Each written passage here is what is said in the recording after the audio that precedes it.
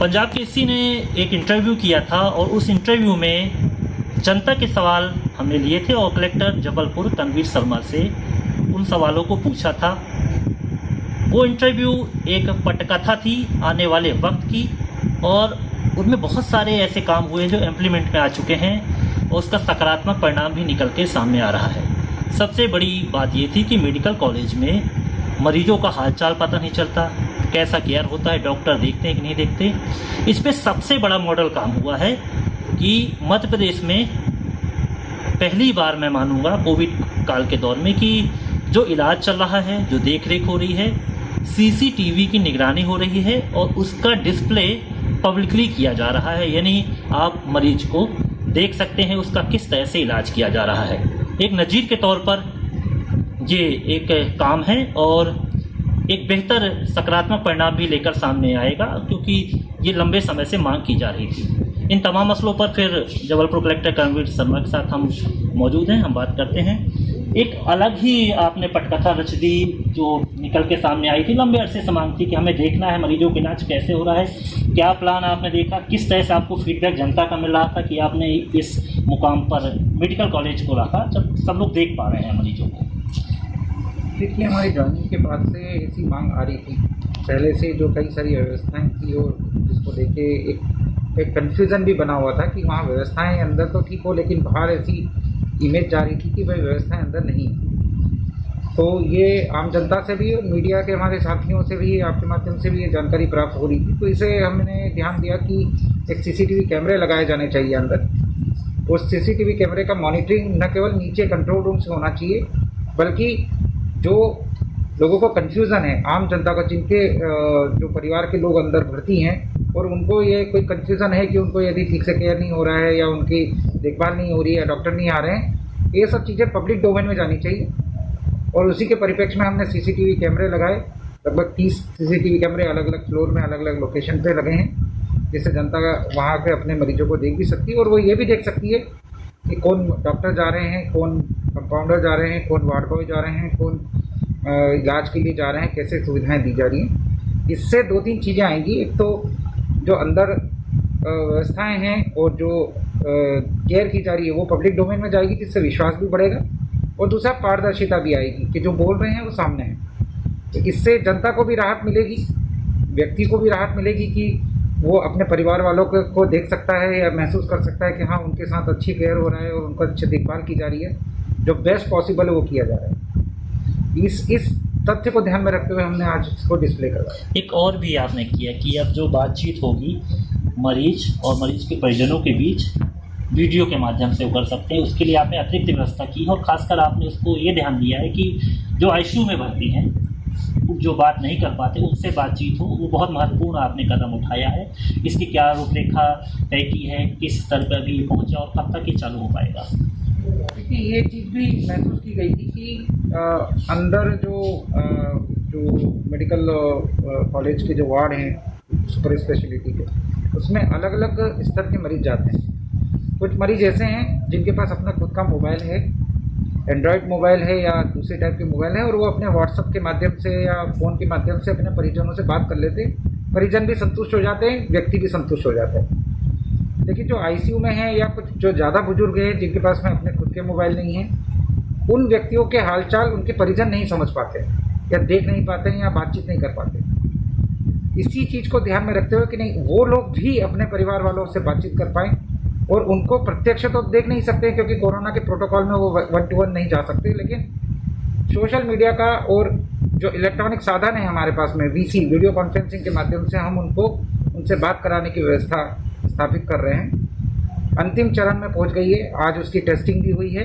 संभवतः कल या परसों तक ये चीज़ें हम पब्लिक डोमेन में ये वाली चीज़ भी डाल देंगे ताकि व्यक्ति अपने परिजन को, अपने बुजुर्ग लोगों को वहाँ न केवल देख पाए 24 घंटे में एक बार, बल्कि उनसे यदि हो सके तो हम नीचे से उनकी बात भी कराएंगे, जो वीडियो कॉल के माध्यम से बात होगी। एक सेटअप तैयार किया है।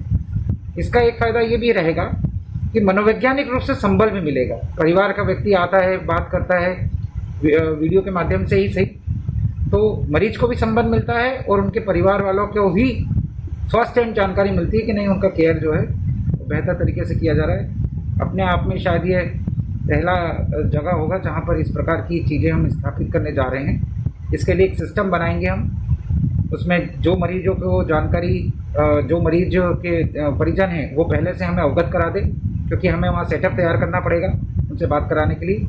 तो एक ऐसी व्यवस्था बना रहे हैं कि सुबह जो है वो 9 बजे से पूर्व हमको फ़ोन के माध्यम से वो अवगत करा दें कि हम आज उनसे देखना चाह रहे हैं या बात करना चाह रहे हैं। फिर 1-2 घंटे का हम स्लॉट रखेंगे जिसमें कि उनके जो सिलेक्टेड लोग हैं उनसे, उनके परिजनों से बात करने की व्यवस्था हम नीचे से ऊपर वार्ड में करवाएंगे। मेडिकल से इतर एक जिला चिकित्सालय में आपने बेहतर व्यवस्थाओं के बारे में विचार किया, क्योंकि आपको लग रहा था कि मेडिकल में लोड ज़्यादा है, तो आपने जिला चिकित्सालय की ओर रुख किया। कई आईसीयू के कक्ष भी आपके बनने के कगार पे हैं, वो तैयार हो रहे हैं और वहाँ का अच्छा फीडबैक भी आ रहा है। जिला चिकित्सालय में और क्या अपन बेहतर करने का सोच रहे हैं?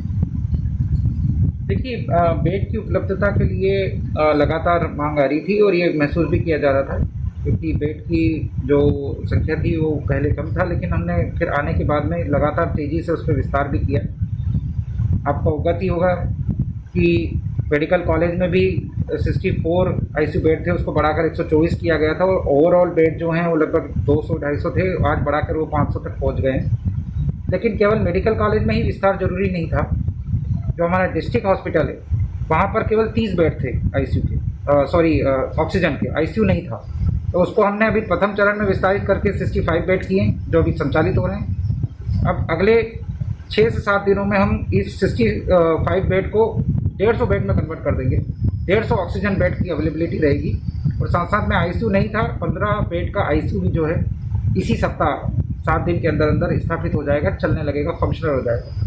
तो 150 बेड ऑक्सीजन के और 15 बेड आईसीयू के, ये एक ऐसा बड़ा सेटअप है जो जिला चिकित्सालय में बन रहा है।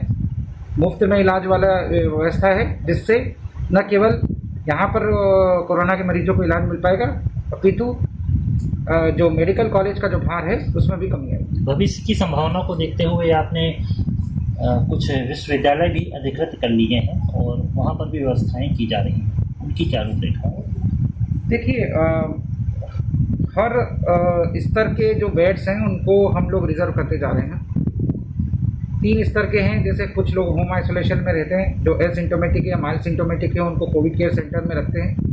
ये जो पूरा यदि होम आइसोलेशन और कोविड केयर सेंटर दोनों को मिला दिया जाए तो लगभग 65% के आसपास मरीजों को, इनकी व्यवस्थाएं रखना भी जरूरी है। अभी तक लगभग 1000 से 1200 के आसपास बेड की हमारी अवेलेबिलिटी थी, हमने इसको बढ़ाकर लगभग 2000 के आसपास तक पहुँचा है, जिसमें कई बड़े बड़े जो कैंपस है यहाँ पर हमारे ज़िले के, शहर के बड़े कैंपस हैं, हॉस्टल्स हैं, उनको हमने रिजर्व करके और वहाँ पर अधिग्रहण करने की एक्सरसाइज की है। और भी ये प्रक्रिया मैं 2000 से भी आगे बढ़ाऊँगा। अभी आवश्यकता फ़िलहाल 1000 की ही थी, लेकिन फ्यूचर में आवश्यकता पड़े तो तब उस समय दौड़ भाग ना करना पड़े, पहले से आइडेंटिफाई करके रख लें। उस संकल्पना को ध्यान में रखते हुए हमने उसको बढ़ाकर 2000 तक पहुँचा दिया है। 2500 से 3000 तक भी मैं उसको सीसीसी को पहुँचाऊँ। थोड़ी शिकायतें ये आती रहती हैं कि पॉजिटिव मरीजों की रिपोर्ट जो है थोड़ा सा देरी से आती है और वो निकल के आती है। हम लोग के पास अक्सर शिकायत पब्लिक डोमेन में भी आ जाती है। इसको लेकर अपन क्या करें कि उनको रिपोर्ट मिल जाए कि पॉजिटिव है कि नहीं है, इस तरह से इसके लिए कुछ व्यवस्थाएँ आपने विचार करी? ज़्यादा डिले हो रही है, उसके पीछे कई कारण रहे हैं, क्योंकि सैम्पलिंग की साइज़ बड़ी है, लेकिन टेस्टिंग का जो क्राइटेरिया है वो फिक्स है। इसके कारण भी कई बार होता है, लेकिन हमने मल्टीपल एजेंसीज को ओपन कर दिया है। प्राइवेट लैब भी है और हम हमारे ज़िले की कुछ जो प्राइवेट लैब है के माध्यम से हम लोग उसको अहमदाबाद भेज के वहाँ से भी कलेक्ट कर लेते हैं। और फिर मेडिकल कॉलेज की जो अपनी कैपेसिटी है 1000-1200 की, वो अपनी जगह फिक्स है। अब ये व्यवस्था हो जाएगी कि ये 24 घंटे से 36 घंटे के दौरान जो है ये हमें रिपोर्ट मिलनी शुरू हो गई। जैसे आज की हमने जो कोरोना ब्रीफिंग की है 25 तारीख की, ये जो है 23 तारीख को जो सैंपल लिए थे शाम को, वो हमने आज 25 तारीख की शाम को उसका पब्लिक डोमेन में डाल दिया है।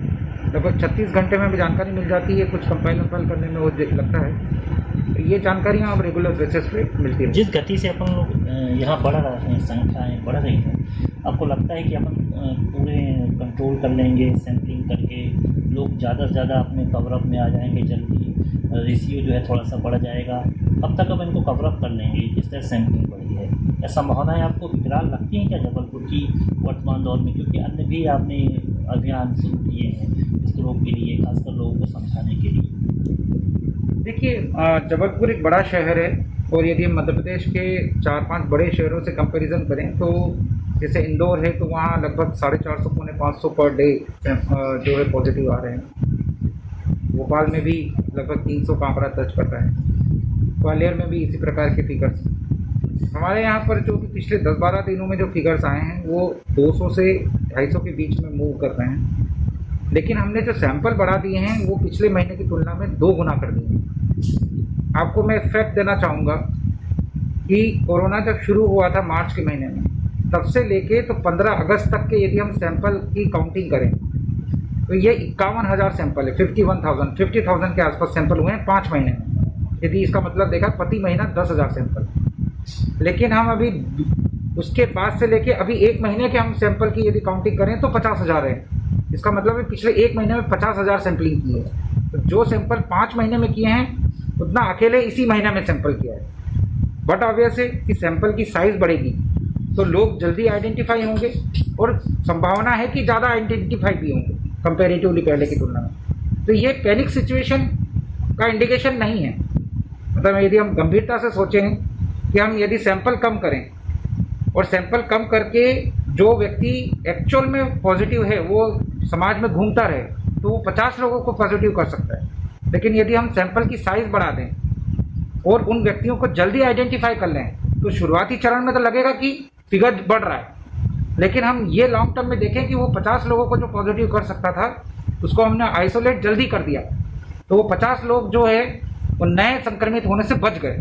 तो ये एक पॉजिटिव साइन है बेसिकली। इसमें पैनिक होने की आवश्यकता नहीं है, बल्कि इसको टैकल करने की आवश्यकता है, इसको समझने की आवश्यकता है कि सैंपल की साइज़ बढ़ाई गई है तो अर्ली आइडेंटिफिकेशन हो गया। अर्ली आइडेंटिफिकेशन होगा तो अर्ली ट्रीटमेंट होगा, और अर्ली ट्रीटमेंट होगा तो फिर अर्ली जो है वो उनको घर में रिकवरी भी हो जाएगी। इससे आगे जाकर डेथ रेट भी कम होगा। बिल्कुल अच्छे संकेत।